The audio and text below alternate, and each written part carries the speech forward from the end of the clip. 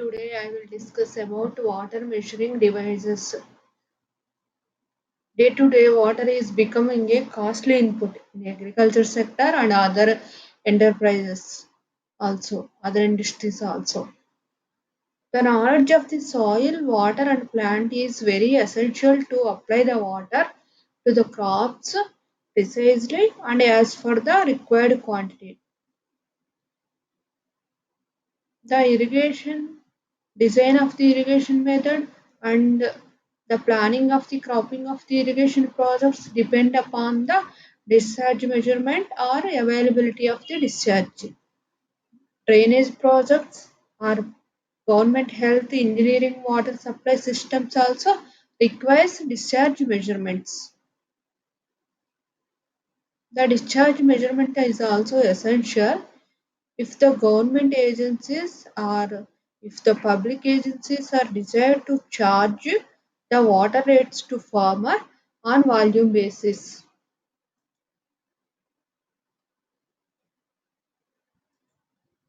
Units of measurement.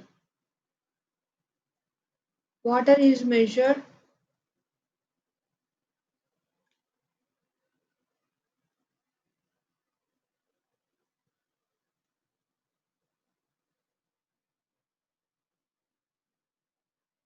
Water is water can be measured on the volume basis. If it is in rest, discharge basis. If it is in motion, water is measured volume basis. If it is in rest, discharge basis. If it is in motion, it is measured in liters, milliliters, hectare centimeters, hectare meters, cubic meters. This depend upon the magnitude. This depend upon the magnitude. Large quantity of the water present in a reservoir may be measured in cubic meters, that is in meter cube. Volume of the water applied to the field. Volume of the water applied to the field measured in hectare centimeters. Hectare centimeters. Water in a motion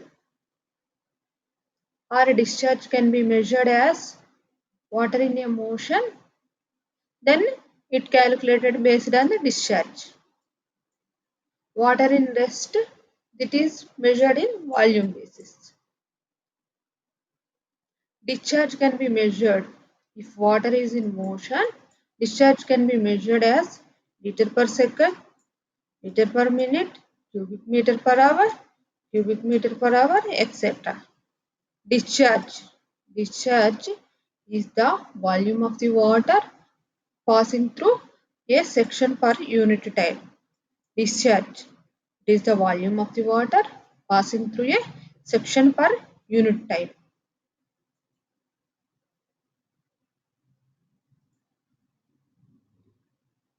Methods of the measuring water. Different methods are there. Methods of the measuring water. Different methods are there. They depend upon the size of the stream and availability of the water. Different methods are there. They depend upon the size of the stream and availability. Common methods are volumetric method, velocity area method. Common methods are volumetric method, velocity area method. Under velocity method, float and current meter came. Under velocity area method, float and current meters come. Measuring structures. Other measuring structures are also there. Weighers, orifices, partial flows.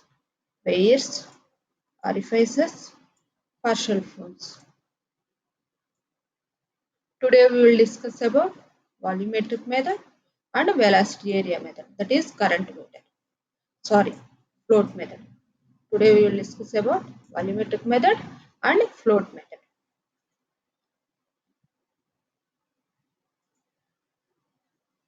Volumetric method. It is most simple one, accurate method. It is simple, accurate method.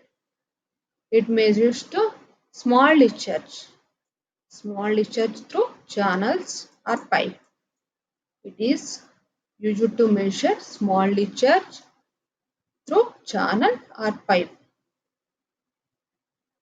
In case of flow through channel, we have to allow the container. Allow the container.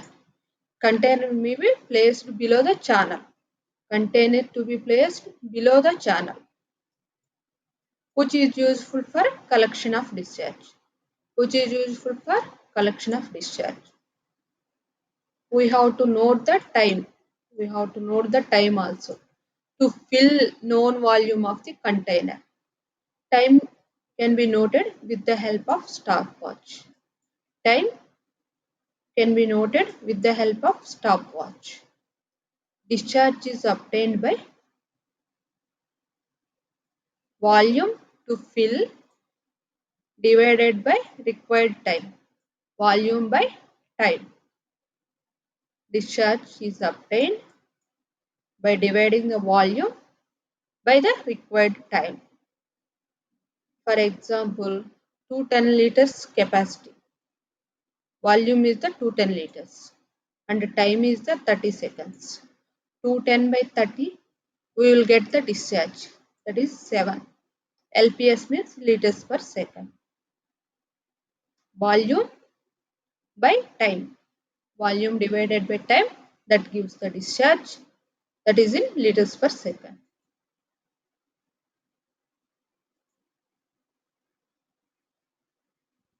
This is the example for volumetric method of the water measurement. This is the container bucket. This is the irrigation channel. This is the irrigation channel siphon tube. This is the stopwatch. Stopwatch. Volume. We have to know the. We have to calculate the volume of this container and time to fill this container, and volume is, our capacity is divided by the time, then we will get the finally discharge.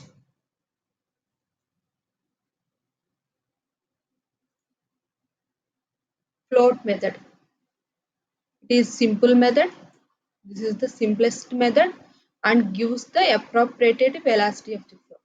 This is the simple method and gives appropriate velocity of the flow.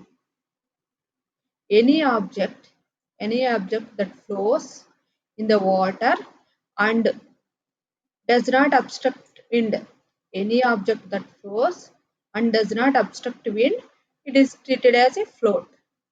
Any object that flows in the water and does not obstruct wind and that can be used as a float. A dry wood of 1 centimeter cube or 1 cubic meter size serves as the float.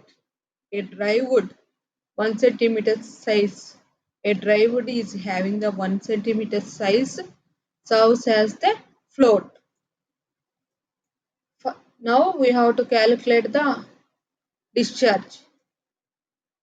For discharge calculations, we need average cross section area and average velocity. A straight section of the channel. A straight section of the channel about 30 meters length, that is selected as cross section. A straight section of the channel which is having the 30 meters length is selected as a cross section. It is having the uniform length throughout. It is having the uniform length. The float is allowed to carry. The float is allowed to move from upstream to downstream end. And time taken. And time taken. And time taken. The float is allowed to move upstream to downstream end. And time taken. Several measurements are taken and average time is also noted. Several measurements are taken and average time is also noted. Then the distance divided by time gives the average surface velocity. The distance by time gives the average surface velocity. The surface velocity is always higher than average velocity. The surface velocity is always higher average stream velocity. So the surface velocity is multiplied with 0.85, then we will get average velocity. The surface velocity is multiplied by 0.85, we will get the average velocity.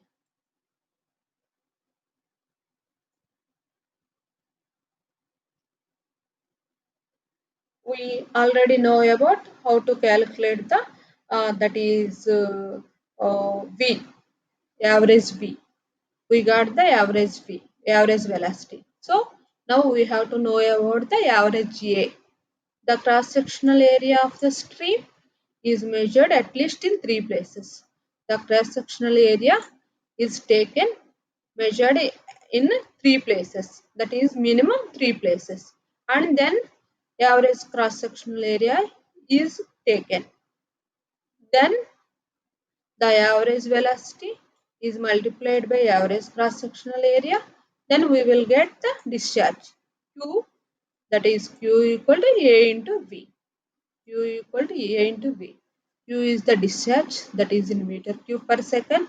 A is the cross-sectional area, that is average cross-sectional area, that is in meter squares. V is the velocity, average velocity of the flow, that is in meter cube, meters per second. Average velocity of the flow. Q equal to AB. A is multiplied with V, then we will get the Q. Thank you.